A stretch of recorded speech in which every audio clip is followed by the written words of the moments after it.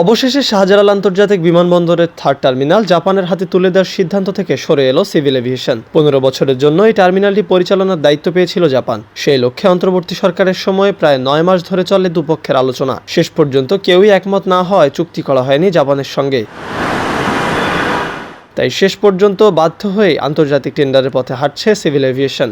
গেল 9 ফেব্রুয়ারি civil aviation থেকে বেসামরিক বিমান মন্ত্রণালয়ে পাঠানো এক চিঠিতে থার্ড টার্মিনাল পরিচালনার প্রতিষ্ঠান নিয়োগে উন্মুক্ত প্রতিযোগিতামূলক দরপত্র আহ্বানের অনুমতি চাওয়া হয়েছে। এতে বিদেশি যে কোনো যোগ্য অপারেটর এই টার্মিনাল পরিচালনার দৌড়ে অংশ নিতে পারবেন এবং সবচেয়ে ভালো প্রতিদ্বন্দ্বীকারী প্রতিষ্ঠানের হাতে উঠবে থার্ড টার্মিনাল। থার্ড টার্মিনালের পরিচালনার দৌড়ে বিশ্বখ্যাত এয়ারপোর্ট অপারেটর প্রতিষ্ঠানগুলোর আগ্রহ আছে বলেও জানা গেছে।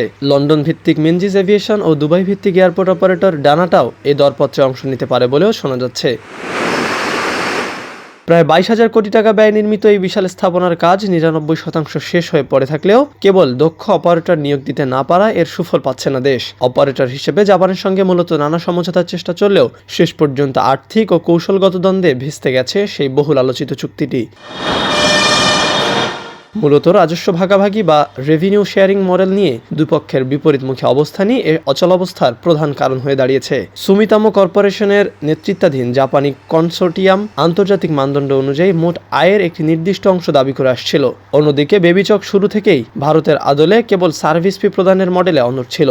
বাংলাদেশের পক্ষ থেকে প্যাসেঞ্জার সার্ভিস ফি এবং কমার্শিয়াল প্রফিটের মতো আয়ের প্রধান উৎসগুলো নিজেদের নিয়ন্ত্রণে রাখার প্রস্তাব দেওয়া হয়, যা জাপানি প্রতিষ্ঠানের ব্যবসায়িক শর্তের সঙ্গে সরাসরি সাংঘর্ষিক। এই আর্থিক কাঠামোর অমিল এবং সার্বভৌমত্বের প্রশ্নে কিছু শর্ত গ্রহণযোগ্য না হওয়ায় কোনো সর্বসম্মত চুক্তিতে পৌঁছানো সম্ভব হয়নি।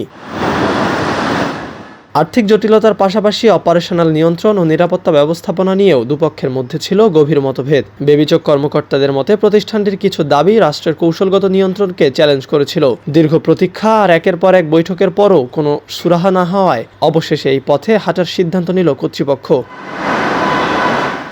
গত 3 বছরে বেবিচকের চেয়ারম্যান পদে 3 বার পরিবর্তন আসলেও থার্ড টার্মিনাল নিয়ে কার্যকর কোনো সিদ্ধান্তে পৌঁছানো যায়নি। নির্মাণ প্রতিষ্ঠানের অর্থ পরিশোধে জটিলতা এবং আগুনে ক্ষতিগ্রস্ত কার্গো ভিলেজের অব্যবস্থাপনা প্রকল্পটিকে আরও দীর্ঘসূত্রতার দিকে ঠেলে দিয়েছে।